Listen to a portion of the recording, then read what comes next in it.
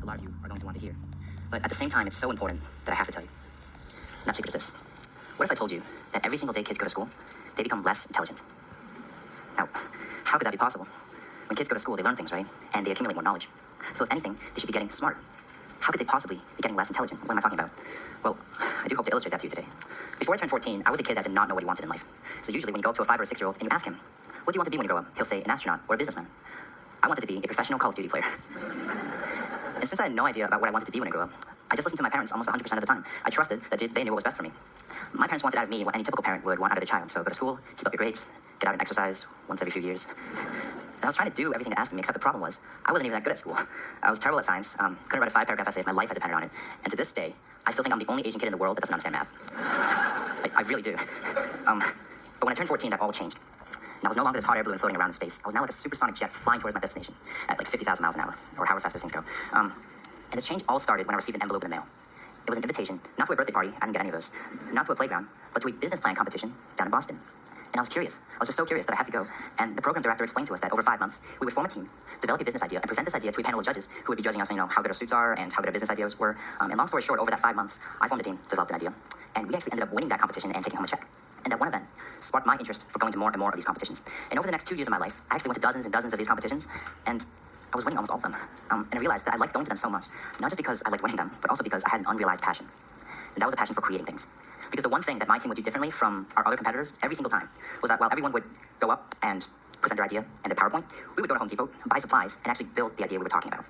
And the judges were just so blown away by the fact that a bunch of teenagers could go and create things, could make prototypes and minimally viable products. And we won almost every single competition just because the judges loved that we had gone and exhilarated this Polish guy named Frank. And if he's here today, I better run after this. And he came up to us and he took a look at our prototype and he said, I can help you guys turn this into a real company.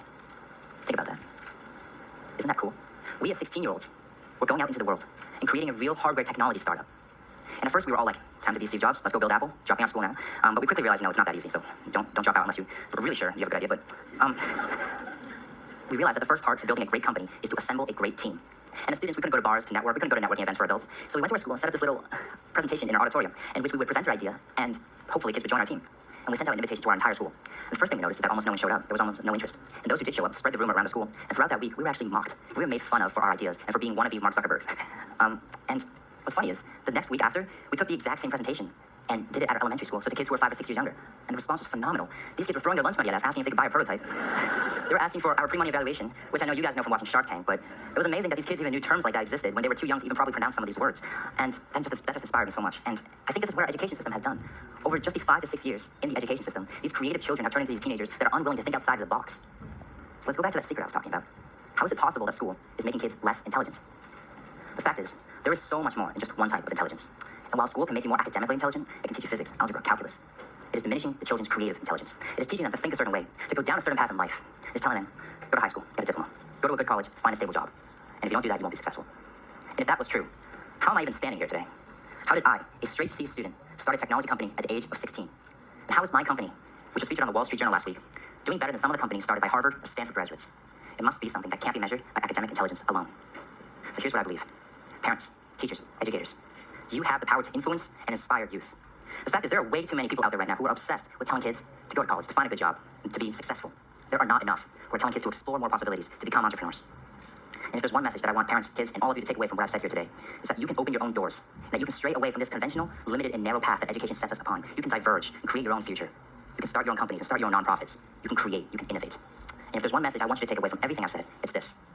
No one has ever changed the world by doing what the world has told them to do. Thank you.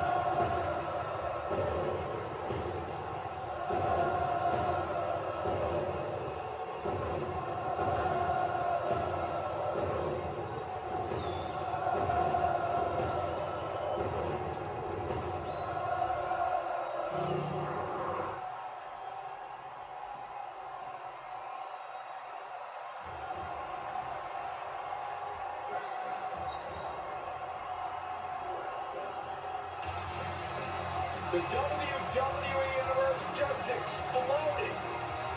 The American Nightmare, Cody Rhodes, looks as ready as ever for action tonight.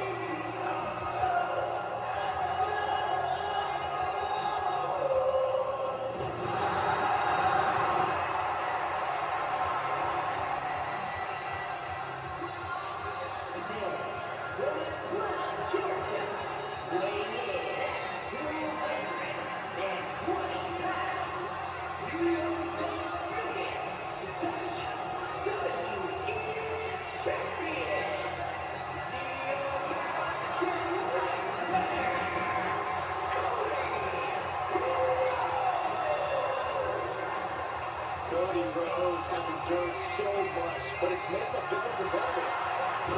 Rhodes has overcome challenges. He finished the story of a lifetime, and he won the undisputed WWE Championship. But Cody has never lost sight of what's important. We all have experienced the evolution of Cody Rhodes, from undesirable to undeniable to champion. You can feel the adrenaline going through his soul. Cody, ready to fight.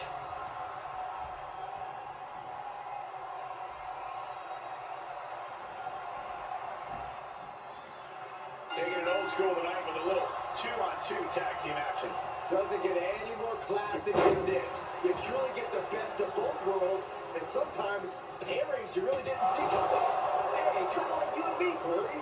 I would very much like to be excluded from this narrative, Saxton. Planted with the Bulldog. Man, we might be in the desert, but I got chills tonight. This Saudi Arabia crowd has been waiting. He goes for the quick pin attempt. Only getting one out of that pin. Just using the cover to drain out some energy. Beautiful Northern Lights suplex. Beginning of the end. Oh! Saw it coming. It counters it.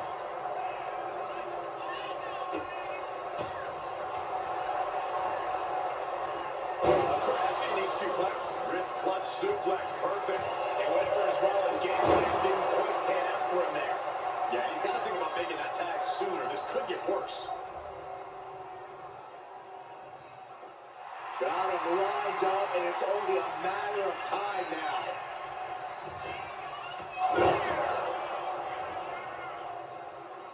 Tag, here we go.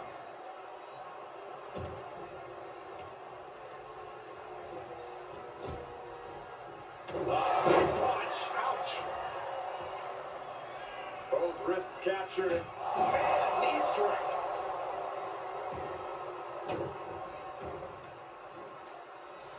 Oh, he flips that around.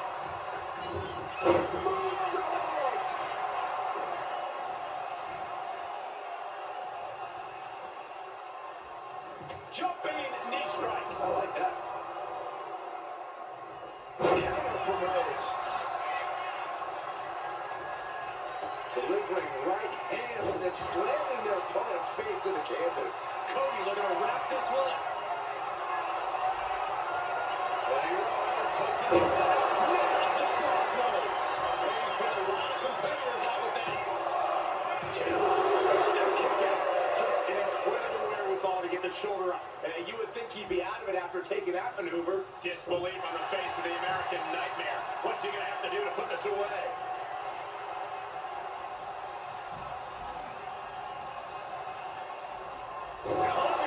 Dry.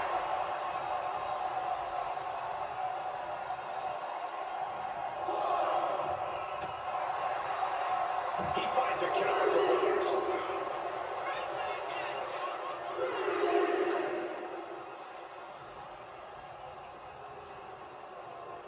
Oh my gosh, going head on into the stairs. Right to the leg.